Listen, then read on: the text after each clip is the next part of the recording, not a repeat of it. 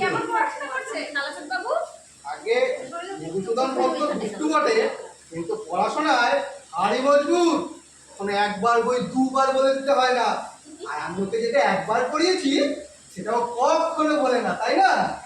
বেশ বেশ বেশ। তো আজকে আমি একটা মধুসূদনের পরীক্ষা নিয়ে দেখব। পরীক্ষা? ও হ্যাঁ, দেখুন না, দেখুন দেখুন দেখুন। কালকে মাস্টার মশাই যা মার মেরেছে যে আজও পিঠটা চটচট করছে। আজ সব তুলবো, একে আমি তাড়াবো। তা মধুসূদন পুরো পড়া সব তোমার মনে আছে তো? হ্যাঁ, মাস্টার মশাই যা যা বলে দিয়েছে তার সব মনে আছে। আচ্ছা বেশ বেশ। বলো তো উদ্ভিদ কাকে বলে? উদ্ভিদ যেটা মাটি পুড়ে ওঠে। একটু একটা উদাহরণ দিয়ে বুঝিয়ে দাও। তো শোনো মশাই, এখন কিছু বলবেন না। আচ্ছা তুমি পদ্য পাঠ করেছো তো? হ্যাঁ। বলো তো কাননে কি ফোটে? কাননে কাটা। কাটা কাটো কাটো। আমি মারেন কেন মশাই? আমি কি মিথ্যা বলেছি? ছাড়ুন না। আচ্ছা বলো তো সিরাজউদ্দৌলাকে কে লিখেছে? কি বলে? 14 লাখে হুম। সিরাজউদ্দৌলাকে পোকা। কোথায় কোথায় কেটে কোথায়? আমি নিজে মার খেয়ে মরছি। শুধু সিরাজউদ্দৌলা 14 লাখে কেন? পুরো ইতিহাস বইটাই তো পোকায় গেছে। দেখুন না। এরকম বললে হবে না। আচ্ছা তুমি ব্যাকরণ পড়েছো তো? হ্যাঁ। বলো কর্তা কাকে বলে? একটা উদাহরণ দিয়ে বুঝিয়ে দাও। পর্দা ওপারে জয় মনসা। কিভাবে?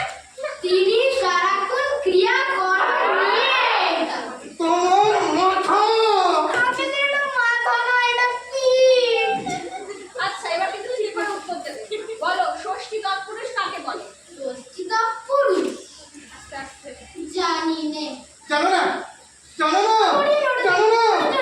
ওটা ষষ্ঠী তৎপুরুষ। আচ্ছা তোমার অঙ্ক শিক্ষা হয়েছে তো? হ্যাঁ। আচ্ছা তোমাকে দুটো আমি প্রশ্ন করবো, ঠিক করে ভেবে উত্তর দেবে। ধরো তোমার কাছে 6.5 সন্দেশ দেওয়া হলো। বলা হলো 5 মিনিট ধরে সন্দেশগুলো খেয়ে বাকি সন্দেশ তুমি তোমার ভাইকে দেবে। এবার তোমার একটা সন্দেশ খেতে 2 মিনিট সময় লাগে। তাহলে তুমি তোমার ভাইকে কটা সন্দেশ দেবে? একটাও না। কেমন করে?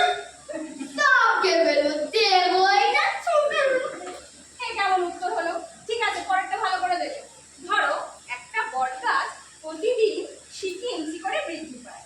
আর এবছর পয়লা বৈশাখে বটগাছটির উচ্চতা যদি 10 ইঞ্চি হয়, তাহলে পরের বছর পয়লা বৈশাখে বটগাছটির উচ্চতা কত হবে?